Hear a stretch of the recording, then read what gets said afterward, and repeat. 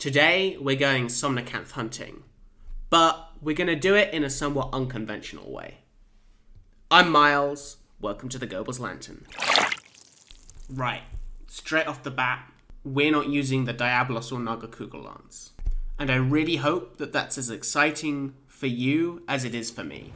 For a few select monsters, Zinogre Lance beats Diablos and Nagakuga, and Zinogre's Lance beats them before we factor in Element. In short, it's because of Anti-aquatic, but if you want more depth, tell me in the comments, maybe I'll make a video. The other main difference between this set and a normal set is that I've dropped Offensive Guard for Handicraft. Paper Maths says that that's not a great idea, as you're losing about 5% raw damage, but that 10% is always there when you have White Sharpness, while you've got to guard an attack to get Offensive Guard to proc. And that's surprisingly difficult when you're zipping all over the place with Spiral Thrust. So getting back to Somnacanth, I find it best to view the fight as two distinct, they're not phases, but she's either coiled up, sitting on her tail, or she's stretched out along the ground. You want to minimize the time she's coiled up, because you're not going to be able to hit her neck, and she becomes a lot harder to hit with Spiral Thrust, because she's in this sort of very vertical coil. I'm not sure I actually end up using it in this run, but one trick that I find really useful is to Spiral Thrust into the coil. That way, her tail stops you from zipping straight past her, and it makes the second and third hit of Spiral Thrust a lot more consistent.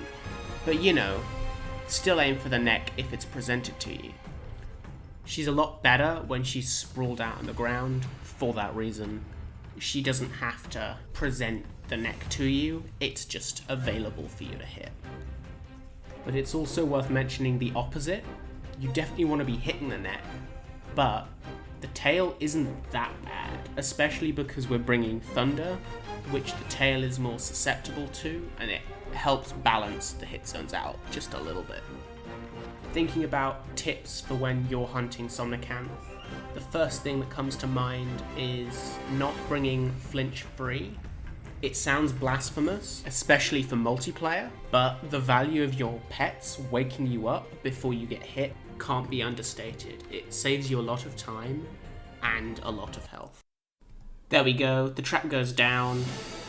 It might just be me, but I find trapping her kind of finicky, especially when she's coiled on her tail, so it's nice to get that knocked down before we trapped her. I'm pretty happy with the run overall. 243 is far from a bad time, and it's nice to show off the Zinogre Lance instead of Diablos or Nagakuga. Hopefully the next update will bring us layered weapons or something. And I guess if you want one final tip sort of relating to that, don't use cookie cutter builds.